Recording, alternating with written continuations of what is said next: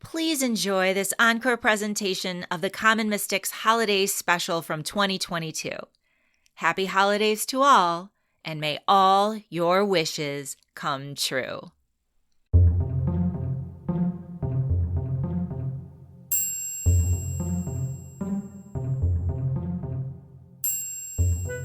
On this special holiday episode of Common Mystics, we do a deep dive into the roots of Christmas and other similar solstice traditions around the world. I'm Jennifer James. I'm Jill Stanley. We're psychics. We're sisters. We are Common Mystics. We find extraordinary stories in ordinary places, but today we're talking to you about Christmas. Meow, meow, meow, meow, meow, meow, meow, meow. No, Jill. Meow, meow, meow, meow. Honestly. That is so annoying. I'm editing all this out. That's ridiculous. Really? So, Jill, Christmas. It's the most special time of the year. And up until like 5 minutes ago, I didn't know why. Yeah, I learned so much from researching this. I'm excited to start. But I think we need to qualify a few things. Like our lens is very specific to how we grew up in the tradition of Christmas. It's a true story. Mm-hmm. Very true. Yeah, we were raised as Catholic, which is, of course, a Christian religion. So that's our lens. But as you take a look at the traditions of Christmas, we start to recognize that actually the traditions that we think of as Christmas traditions predate the holiday by thousands of years. We didn't do it first. We didn't do it first. We and didn't exist among different cultures around the world. True. So crazy. Let's talk about it. All right, let's do it. I'm so excited. Okay. Do you want to introduce Christmas just for those maybe non-Christian people who might be listening? Yes. So Christmas. Okay. Christmas is a celebration of Christ's birth. It's really like they're talking about Christ's mass, meaning like a mass of Christ. Like we have to like worship him and give thanks that he was born. Yeah. Right? Mm-hmm. Do you want to talk about the nativity story? Because that's fun. I know it's not in here, but just real short. Tell us about Mary and Joseph. I think you should do that. And they were traveling. Go ahead. Okay. So long story short, they had to do like a census and they had to go back to Bethlehem so that they can be like, hi, I'm Joseph. This is my wife, Mary. And here we are and be a part of the census. And so they were traveling, but they didn't have a lot of money. So they didn't like have a horse and buggy. They had just a little baby donkey. And this little baby donkey had Mary on her. And Mary was very, very pregnant at the time. She was with child and they went back to Bethlehem. But like the whole place, because everyone had to come to the census and everyone had to be taxed and everything was so booked up. Okay. So like there was no place for them to stay. And so they went to place and they're like, hi, do you have like a room in your bed and breakfast? And everyone was like, sorry, Joseph, you all late. And so this one guy was like, look, we don't have a room. We don't have a room here, but there is a stable, which is like a barn, and you and your wife can just hang out in the barn and I'll like charge you half price. And so Joseph was like, okay, cool. It's not ideal, but we'll do what we can. And then, so they went into the barn and they're chilling. Then all of a sudden Mary was like, oh, Joseph, it's time. It's time, Joseph. And then throughout the night, she gave birth to a little bouncing baby boy and it was still in the stable and that's what happened. And then like a star in the sky, there was a big star in the sky and the star in the sky was like, everyone, a baby was born. He's a big deal. And like these like three wise men, three kings, astrologer guys see the star and they were like, oh my God, we're going to follow that. We've never seen a star like this before. So they followed the star. And when they got to like the star where they thought the source of the star was, it was where the baby was born. And that was 12 days later. Wow. And that in a nutshell is Christmas. I have got to say, I have never heard a synopsis of Christmas or the nativity quite like that one. Mm-hmm, mm-hmm. I want to say well done, but I'm not sure if those are the right words. But no, what I love about what you just pointed out that I didn't even realize until you said it was that tradition of the nativity links astronomy with the birth of Jesus, which is kind of what this whole thing is all about. It's so true. So Thank you. Good job. Thanks. So obviously Christmas is a celebration of the birth of Jesus. And while there are many winter celebrations that have developed around the world, Christmas is the most widespread holiday that's celebrated at the beginning of winter. True statement. And I also want to qualify by saying, Jill, we have listeners in Australia. We do. And in some of the southern hemisphere regions of the world. And for them, this solstice that we're talking about in December is the summer solstice. That's very, very cool. So throughout this, we're going to be talking about the winter solstice because we have that very northern hemisphere view being in the United States. But we do want to recognize that for you all in the southern hemisphere, it's the reverse. And we're talking about the summer solstice. I like that. Yeah. Christmas traditions obviously include Jesus being born and Jesus being important because he is the savior of people. So that's why his birth is important, because he is a savior, right? He saves us from our sins, our original sin. It's a whole thing. Eventually. Eventually. Right, eventually. It's actually a sad story, but it's a whole thing. It's complicated. It is complicated. It's complicated. Talk about complications. Mary was a virgin. Again, that's another theme.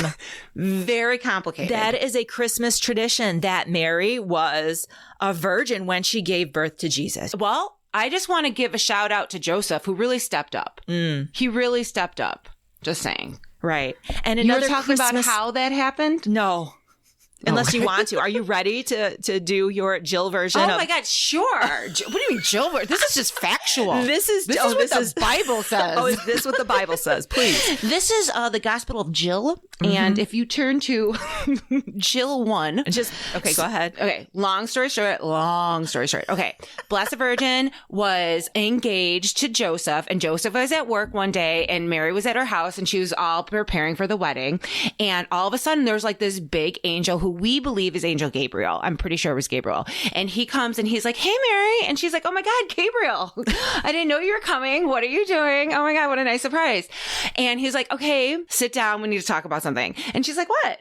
And he's like, "God brought me here to tell you that you're going to be a mother to God's child." And she was like, "Whoa." She was like, she's like, "Gabriel, I'm going to marry Joseph. That's really going to complicate things. Who's going to explain that to Joseph?" Right. Plus, she does say, "Well, I've never been with a man, so how can I be pregnant?" See, you know the story. No, go ahead. No, I think it's an important point. She's like, "Hey, I've never been with a man, so you got the wrong person." Well, do you think she knew how it works, or do you think it was like season 1 of Bridgerton? You know what I'm saying? Anyway, continue. I don't even want to comment. I don't want to compare the Virgin Mary to a character in Bridgerton. So please continue. Okay. Anyway, so that happened. And so she was like, "Yeah, I don't know of men." And Gabriel was like, "Don't worry about it. We got you covered. So Bing, you're pregnant." And she was like, "Okay, let it be done the way it's supposed to happen. Tell me." So then Joseph comes home from work and he was like, "Hey, Mary, I had a great day at the office." I was like, "I made like a stool." And she's like, "Okay, you're going to need that stool. You're going to have to sit down." You're going to have to sit down. "Joseph, we're having a baby, but it's technically God's baby." And God was like, God sent Gabriel here, and he was like, and he made me pregnant. And it took a minute. I'm not going to lie. It was a hard thing for Joseph to get on board with. Sure. But I think the angel came back and he was like, "No, she's legit, Joseph." I actually think that happened. I do think that happened too in some versions. Yeah, because real. he walked away and he was like, "Yeah, this is a little much. Like, I thought I was getting a virgin. Now the virgin is pregnant and I have to like raise someone else's child who happens to be God. Like, I don't know if I believe that's a lot of pressure too. Even if he believed it, that's a lot of pressure. It is a lot. It is a lot. And God, like, what if you beat God's son? Like, what if God's son's getting out of line and you have to spank him? What is that going to be? It raises questions, doesn't it? It really does. It really does. So Angel Gabriel came back and was like, "Joseph, she's legit. She still doesn't know, man. You're still going to have to explain that to her. But right now she's pregnant." So that whole thing happens. Very good. Well done, Jill. Thank you. And along with with those traditions of Jesus being born a savior at Christmas and Mary being a virgin when she gives birth to Jesus, there's also the tradition of merrymaking and celebrating specifically with food and drink, right? That's something that we practice year round. Yeah, like every day. But, specifically at Christmas, that is a theme, that celebration. So are you ready to look at the roots of Christmas? I am so excited because truly this is such a spectacular, fun time of year, and I never knew why. Please tell us. Let's get into it. So cool. According to the Catholic Encyclopedia Online, Christmas, or Christ's Mass, was not one of the earliest celebrations of the Catholic Church. However, various places around the Holy Land started celebrating it in about 200 AD. And by the 4th century, most churches would settle on December 25th as the date of the annual celebration.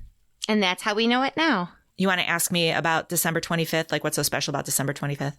Jennifer? Yeah. December 25th, when we celebrate Christmas or the birth of Christ, what's so special about that? How did they decide? I am so glad you asked. According to the Julian calendar, which was developed at the time of Julius Caesar, December 25th fell on the winter solstice. Yes. Now, these days, we don't use that calendar. We use the Gregorian calendar. And so in modern times, the winter solstice now falls on December 20th or 21st or the 22nd, depending on the calendar for that year. But back then, December 25th was the solstice. And that's why they chose it for Christmas to celebrate the birth of Christ. And we should note that no one really knows when Jesus's birthday, like they don't really say it in the Bible. Yeah, that's not written down in there. Right. So that's like not a thing. They're just like, everyone else is having fun during the winter season. Let's just bring Jesus's birthday then. But why was everyone having fun? What's so big about the winter solstice?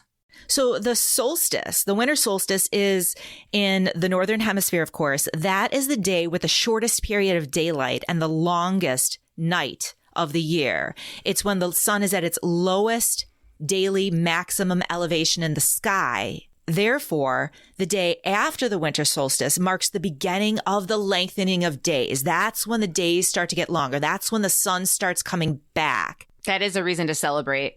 Yeah, absolutely. So you kind of have that winter solstice being like, it's a darkness, right? It's the darkest day of the year, but it's a celebration because here comes the light.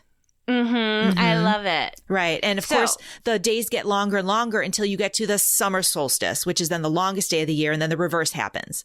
Right. And then days start getting shorter and shorter and shorter. Okay. So I have a question. Yeah.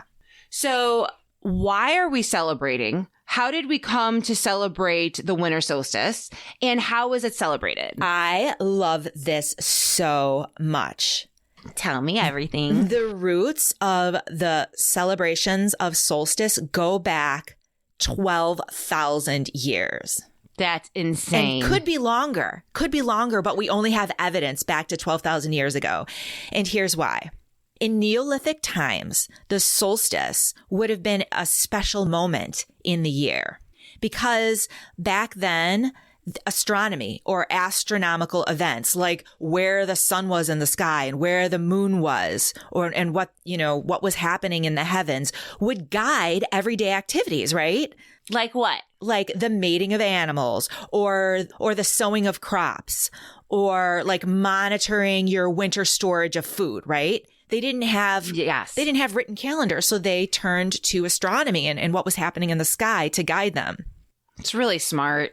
And one piece of evidence of this is Stonehenge in England. Stop it. Yes, that obviously I never knew that. Famous rock structure. The primary axis of the monument has been carefully aligned on a sight line pointing to the winter solstice sunset. That's crazy. So Stonehenge is like a big calendar. So can you imagine being like, what day is it? And having to ride out to the field to look at Stonehenge? Right. And be like, it's the 12th. Don't you imagine they all just stood around watching and waiting for the sun to be in that particular spot? That's amazing. It's so cool and like vibey to like think about that. Mm-hmm. Do you know what I mean? Honestly, it feels like we're aligned with nature the same way like birds are aligned with the changing of the seasons and they start heading south, right? Mm-hmm. Towards the equator. If you're in the northern hemisphere, it just makes you feel like you're like one with what's happening on the earth. And one with the ancestors. I love it. Okay, continue. Okay, but the winter solstice in the Northern Hemisphere in particular, at this time of year was immensely important because the people were economically dependent on monitoring the progress of the seasons. And the next few months, those months of winter, which we call, January, February, March, those were known as the famine months. Yeah, they were. Mm-hmm. In temperate climates, the midwinter festival would have been the last feast celebration. So the solstice would have been when deep winter began, when most of the cattle was slaughtered so that they didn't have to be fed. So that's why they would have a feast to kill the animals that probably wouldn't make it through the winter. And also, the majority of wine and beer would have been finally fermented and ready to drink by now. Yes, and yes. So we're talking yummy yums. Right. We're talking wine and beer. Right. Yes. So it's like a modern Christmas. Oh my gosh. From Neolithic times when people were like into agriculture and farming, you see celebrations, you see food, you see drink, you see celebrating the return of the sun. That's amazing. And preparing for the winter to come. Yeah. It kind of makes... No, this is off topic, but it makes January through April a little more depressing. I know, right? It's already just depressing. A little bit more. I know. This just kind of... In our climate. Mm-hmm. Yeah. So then... Okay, continue. So these are like the very oldest roots of the solstice celebrations, and they continued throughout Egypt, Syria, and other ancient civilizations. So tell me what was happening in other places, like ancient Egypt. Yeah. Like, let's go down. Tell me what's up. So in ancient Egypt, the Egyptians would, during the solstice, retire into their shrines. And then at midnight, they would cry, "The Virgin has been brought forth. The light is waxing," meaning that it was starting to get light again. Right. This is ancient Egypt. Yeah. Ancient Egypt, right. Okay. And they're making reference to a virgin. Yes, you got it. Right. That's why I'm confused. Right. Okay. And the sun was represented as an image of a newborn baby at the winter solstice. You guys? Like, this is pre-Jesus. And you're already having that tradition of the virgin bringing forth a son and the sun representing the light. Yeah. That's very interesting. Similarly, in ancient Syria, the winter solstice was celebrated again by people going into the shrines and singing praises again upon a virgin who would bring forth the sun. Very interesting. I know. This is different areas of the world all uniting in the same activity at the same time of year. Right. With almost the same myth. That's very interesting. Continue. So the virgin that they were praising obviously was not the Virgin Mary. This was thousands of years before. But a goddess, a Near Eastern goddess named Ashtar. And according to one source, she is known as the enduring star. And some called her... I got goosebumps. One of the most ancient goddesses of the Middle East. Yes. I like her. The enduring star. I love that. That's beautiful. I know. I had no idea this tradition of a virgin giving birth went back so far. Did you? No. And it's actually a little confusing because I had in my head, I was like, wait a second. But there were other Middle Eastern traditions as well, of course. Tell me everything. So there's a great deal of evidence that in much of the Eastern Mediterranean and the Middle East, the winter solstice was a time for imploring the sunlight to return and celebrating its readiness to do so. Love. In ancient Rome, there was a festival called Saturnalia. It was a holiday festival in honor of the god of Saturn, and it was held in December, around December 17th to the 23rd. And the holiday of Saturnalia was celebrated with a sacrifice at the temple of Saturn and a public banquet, followed by gift giving, partying, and a carnival atmosphere. The Romans, by the way, also called December 25th, which would have been for them the day of the solstice, the birthday of the unconquerable sun. I love it. They did it right. They did it right. In Persia, at the winter solstice, the common people would set bonfires, and their rulers would send birds aloft bearing torches of dried grass. Wow. In my head, I'm seeing the doves holding the branches. Yes. Yes. Yes. That's a common Christmas image. It is a common Christmas image. It's the dove of peace. And here they're looking at ancient Persia. That's crazy. Even saying ancient Persia, to think that this was happening in ancient, it's like it blows my mind. I know. And then, of course, crazy. There's the Jewish traditions. The Maccabees were Jewish warriors in Judea in the 2nd century. Okay, so like the 100s. And it was a time. That's so cool. And it was a time when the Greeks were in the area and they had control. Again, this is after Alexander. The Greeks are still around, right? And the Greeks rule it. But the Maccabees are Jews and they kind of want to take it back, especially because the Greeks are like defiling their temples, right? They're not respecting the Jewish ways. And so the Maccabees took the anniversary of the solstice and deemed it a day of rededication of the temple and of Jewish holiness. And by doing so, by the Maccabees using the winter solstice as a time to take back the temple, take back Jewish holiness, they were capturing a pagan solstice festival activities that had won wide support among the Jews who were starting to adopt the pagan ways, right? Okay. You see what I'm saying? So you have this mix of people and the Maccabees are like, okay, we're owning this as our own special thing during this time to renew Judaism kind of thing. Like, do what you're doing, but we're doing it for God, as opposed to like what's her name? The everlasting star? Yes, the goddess. Yes. Now you're doing this for God, but do what you're doing, but just know it's for God. Right. Now, is that Hanukkah? What do you mean? Yes, and that goes along with that tradition of Hanukkah, which is a Jewish festival lasting 8 days from the 25th of the Hebrew month of Kislev in December and commemorating the rededication of the temple in 165 BCE by the Maccabees. And it's crazy. Marked by the kindling of 8 lights. So you have that idea of lights. And I do have to say that we did get this information online from one source, but I do want to acknowledge that there is some disagreement amongst experts on why Hanukkah falls this time of the year. But this is just one rabbi's interpretation about, that correlation between Hanukkah and the solstice. Love it. So Hanukkah is the festival of lights. Yes. What is the significance of the candles?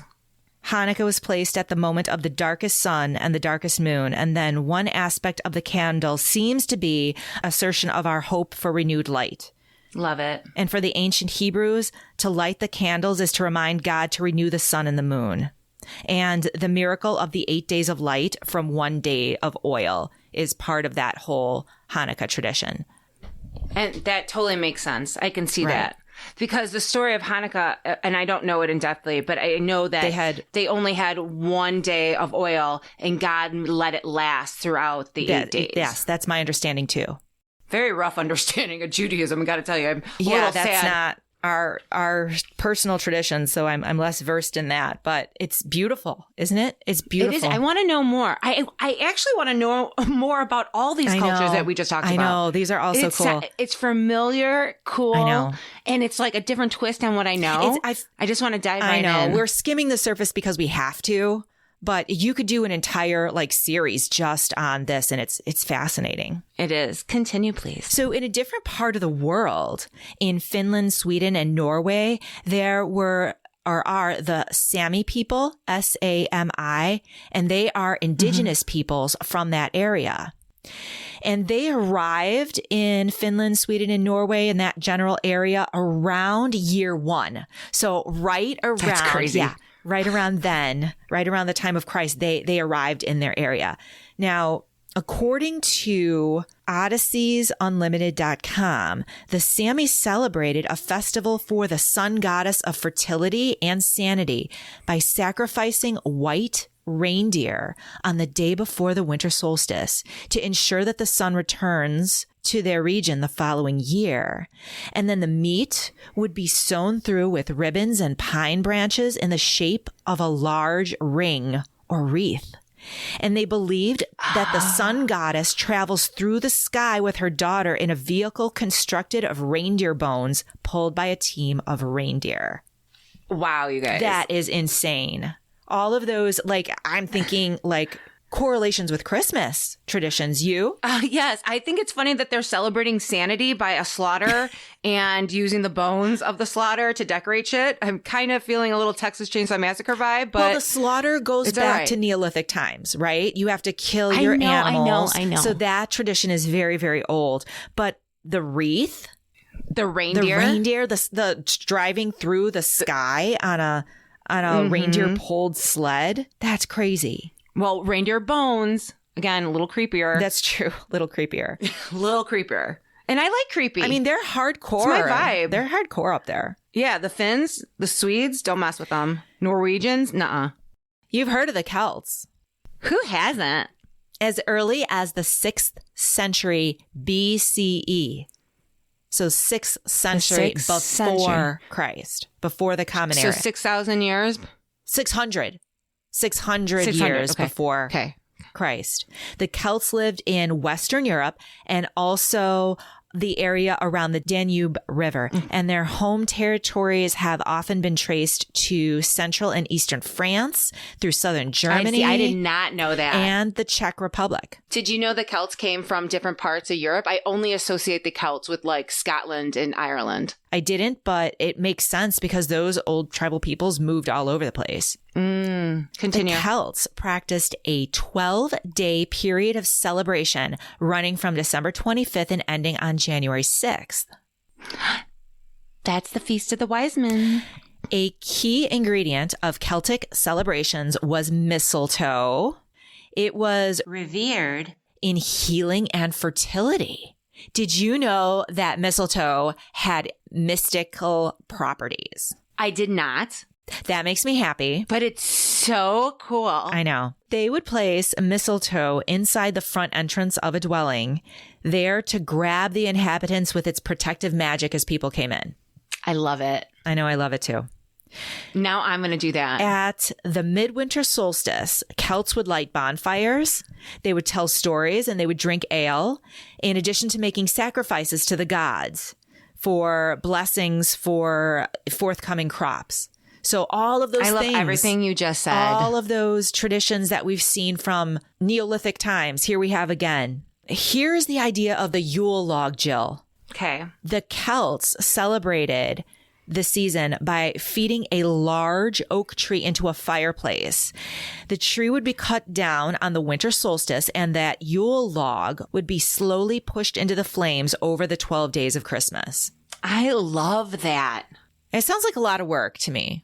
I love it. You know what I love about it is that like everyone in the community is celebrating together. Do you know what I'm saying? Like people are coming together for these bonfires. They're coming together with the Yule log. I love that. It seems like it's almost setting the clock, doesn't it? Because if you take one big log and you put it down, you're kind of making a commitment. We're all going to be together. This is the period of celebration. And it's going to take 12 days to like, do you know what I mean? It's like setting the clock.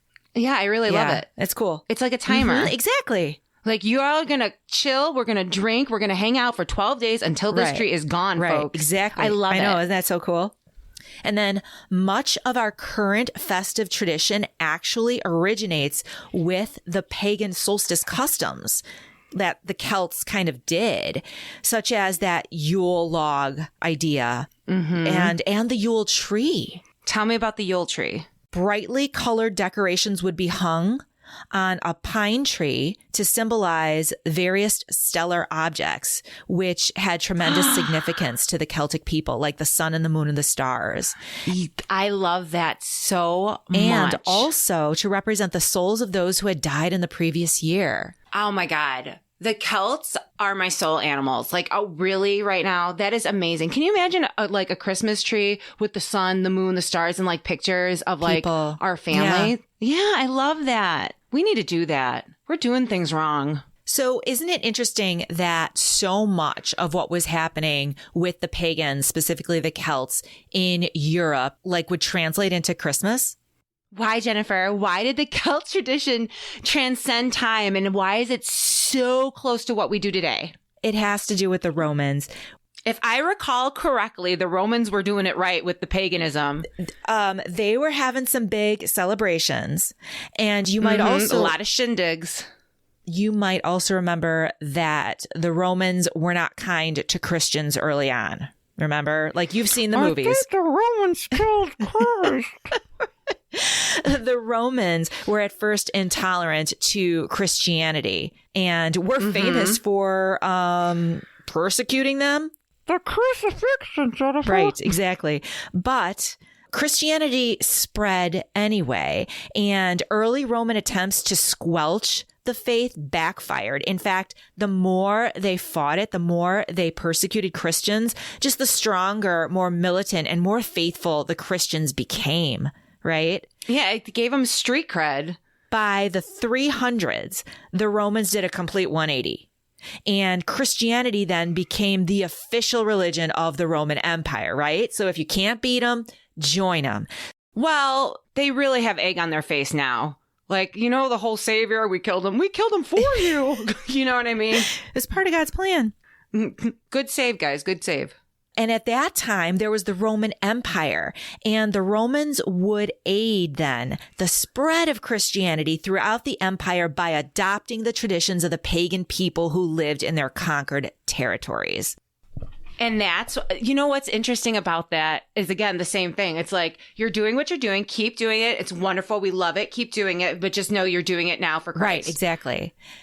And of course, the center of the Roman Empire is Rome, or the Roman Catholic Church. And so there you have that tradition of Christmas. Wow. And again, modern day Christians are running around doing spells and they don't know it. Love every second of that. So interesting. I really do want to put mistletoe on like the front door and do a little protection spell. Not just for Christmas, like just like year round. Wouldn't that be cute? Should we keep going? Yeah, sorry. So we talked a lot about the history of Christmas traditions, but solstice celebrations have developed around the globe in different temperate climates where the change of the seasons would have dictated cultural traditions, like we talked about. Okay. This is what the contemporary. This is like, so not only did we talk about then, that those were the traditions of Christmas and solstice past. Tell me about the traditions of Christmas and solstice present. We already talked about Hanukkah. Hit me up with another one. So there is a celebration called Yalda. Never heard of it. It occurs in December around the time of the solstice. Sure. It is an Iranian festival in Iran. Stop it. Celebrated on the winter solstice. Friends and family during Yalda gather to eat, drink, and read poetry until after midnight. And I love it. Nuts and fruits are eaten, specifically pomegranates and watermelons. They are particularly significant because of the red color in the fruit that represents the crimson hues of dawn and the glow of life. I love it. That happens today in Iran. That's amazing. Yes, Yalda. And you see some of the same sort of celebration of light that occurs during this time of year. That's I love amazing. It. Tell me. I love it too. There's also give me another. A celebration by the Zuni and Hopi Native American tribes in the United States. Not a clue. I am ashamed of myself. On December 22nd, they honor the winter solstice with a ceremony to lure back the sun god, who is believed to have traveled away from the tribes. And it also marks a new cycle of the wheel of the year. Traditionally, it's a time of purification for the Hopi people, and it's a festival that lasts 16 days and includes prayers, stories passed down by elders of the tribe, and concludes with a feast. Wow. And during the feast that occurs on December 22nd, tribe members dress up in masks and costumes to represent spirits believed to support the community, and they perform dances. And children are given dolls that represent these spirits as gifts. I friggin' love it. I love it so much. And you know, when you were talking about it's a day of purification, the song God and Sinners Reconcile in my head. Isn't that cool? Very interesting. Yeah, no, for sure. That, again, that idea of celebrating light it has nothing to do with Christianity at all. It's just that whole celebration of light that goes back thousands and thousands of years. Oh, here's another one. Give me another. Here's another one. I've never heard of this, but I love it. Tell me everything. The Dongji Festival, or Winter Solstice Festival, happens between December 21st to December 23rd. And it is one of the most important Chinese festivals celebrated by celebrated by Chinese people in Hong Kong, Taiwan, Japan, Vietnam, Korea, and other East Asian related people. And this is happening today. How did I not know this? The origins? Like, honestly. The origins of this festival, Jill, get this, can be traced back to the yin and the yang philosophy of balance, harmony, darkness, and light. Shut up. After the celebration, it's believed that the days will have longer daylight hours and therefore create an increase in positive energy flowing in. I love everything you just said. How did we not know this? We're ignorant, clearly. Do you totally love fair. that? Like, ignorant in a big way. I love this because it's so similar, but it has nothing to do with like European Western traditions. I know. It's like, honestly, we just need to all come together and do this thing and like call it one thing. Like, we just, like, the whole world needs to get together and we need to make one thing because we made it Christmas, but Christmas just feels cheap now. Jill. Doesn't it? Jill, they also make dumplings, by the way. I bet it's delicious. Wait, are you still talking about Asia? Because the dumplings I get from the local Chinese restaurant here are out of this world. Yeah, dumplings. That's all I gotta say. But these days, there are contemporary pagan people who do still celebrate the winter solstice / Yule / Christmas tide. Friggin' cool. I know, right?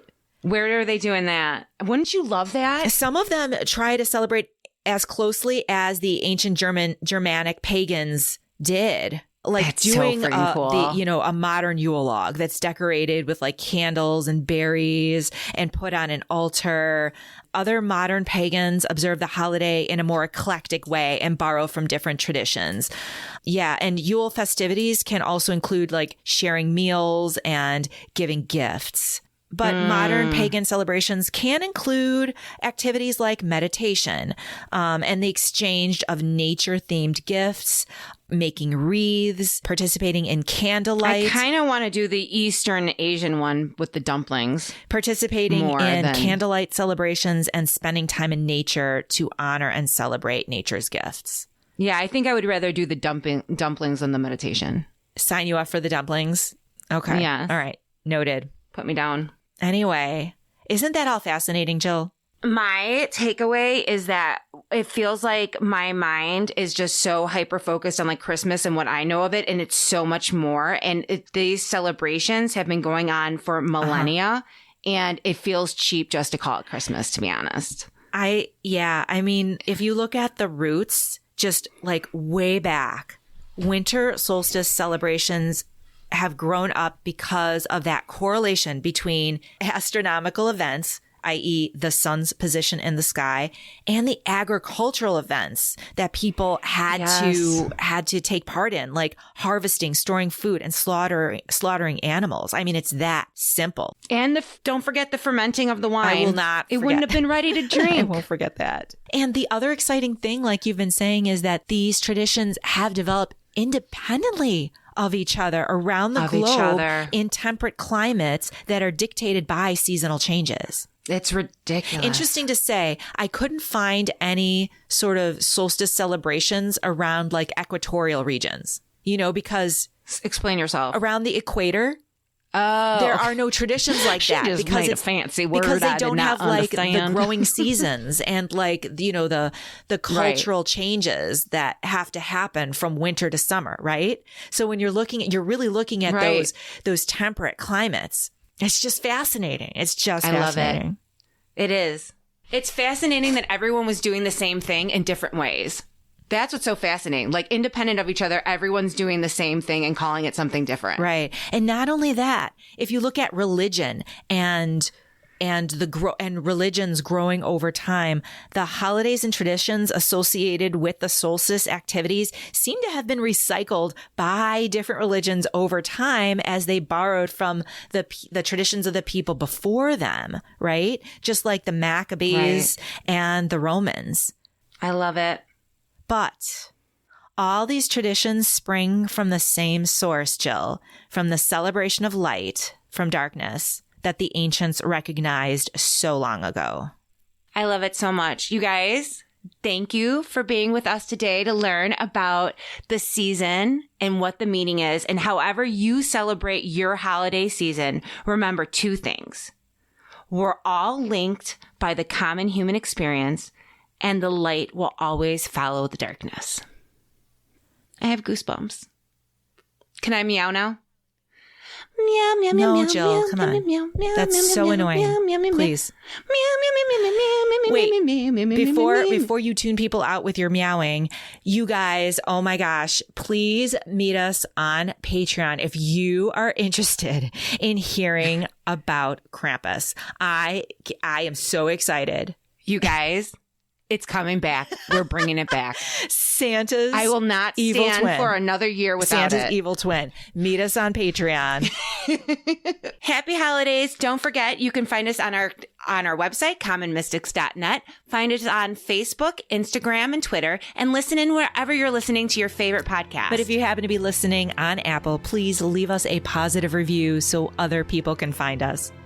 Happy holidays, Merry Christmas, Happy Kwanzaa, Happy Hanukkah. Mwah. Good night, everybody.